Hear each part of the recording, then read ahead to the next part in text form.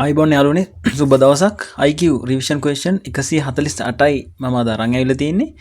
කියනවා මෙන්න මෙහෙම. මාතර සිට කොළඹට දුර කිලෝමීටර් 150ක් වන අතර කොළඹ සිට කුරුණෑගලට දුර කිලෝමීටර් 90කි.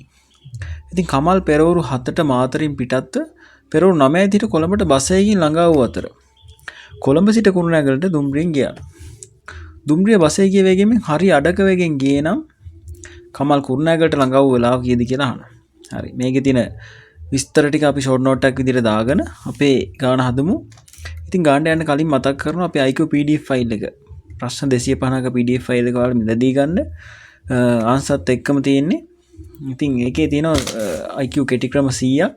ඒ වගේම තව මොඩල් පේපර් 5ක් විතර අපි එකතු කරලා තියෙනවා. ඉතින් ඔයාලට අවශ්‍ය නම් මේ 071යි 521යි 519ට WhatsApp පණිවිඩයක් ලබා දෙන්න.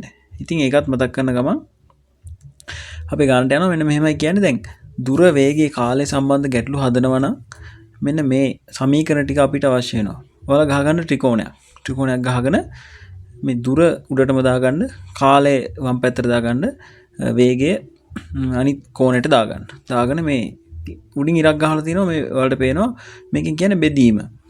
ඒ වගේම මැදින් ඉරක් ගහනවා. ඒකෙන් කියවෙන්නේ ಗುಣ කිරීම.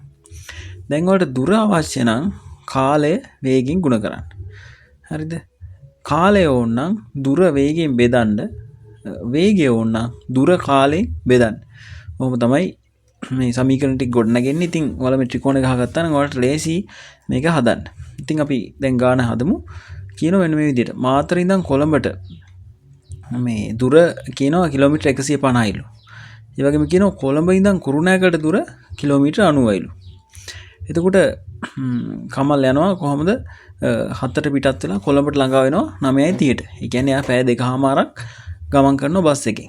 හරිද? එතකොට අපෙන් අහන්නේ කුරුණෑගලට එයා ළඟා වූ වෙලාව. එතකොට කොළඹට යනවා 9:00ට. කොළඹ ඉඳන් කුරුණෑගලට යන කාලය හොයාගත්තා නම් හරි. ඉතින් කාලය අපි දන්නේ නැහැ. ඒක තමයි අපිට හොයන්න ඕනේ. එතකොට වේගය අපිට හොයාගන්න පුළුවන්. කොහොමද අපි හොයන්නේ? බස් එකෙන් ගිය වේගය හොයාගන්න පුළුවන්. කොහොමද හොයන්නේ? වේගයක් හොයන්නේ දුර කාලයෙන් බෙදනවා. දුර 150යි, කාලය පැය 2.5යි. ඒ කියන්නේ 2කමාරයි. 150 2.5න් බෙදුවම පැයට කිලෝමීටර් 60ක් එනවා. ඒ කියන්නේ බස් එක යනවා පැයට කිලෝමීටර් 60ක වේගෙන්. ඊට පස්සේ කියනවා දුම්රිය මේ බස් එක ගිය වේගය වගේ හරි අඩක වේගෙන්ලු ගිහිල්ලා තියෙන්නේ. ඒ කියන්නේ දුම්රිය ගිහිල්ලා තියෙන්නේ පැයට කිලෝමීටර් මේක දෙකෙන් බෙදුවට පස්සේ 30ක වේගකින්. හරිද? ඔන්නෝම තමයි තියෙන්නේ. එහෙනම් කොළඹ ඉඳන් කුරුණෑගලට දුම්රිය යන්නේ පැයට කිලෝමීටර් 30ක වේගෙන්. එහෙනම් කොළඹ ඉඳන් කුරුණෑගලට යන කාලය හොයාගන්න පුළුවන්. කාලයක් හොයන්නේ ඔයාලා ත්‍රිකෝණේ බලන්න දුර වේගයෙන් බෙදන්න. එතකොට කිලෝමීටර් 90 30න් බෙදුවට පස්සේ පැය 3යි. එහෙනම් කොළඹ ඉඳන් කුරුණෑගලට පැය 3ක් යනවා. එහෙනම් දැන් අපි හොයමු කුරුණෑගලට ළඟා වෙන වෙලාව.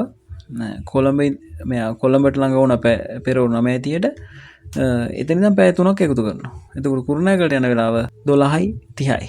ඒක තමයි අපේ පිළිතුර.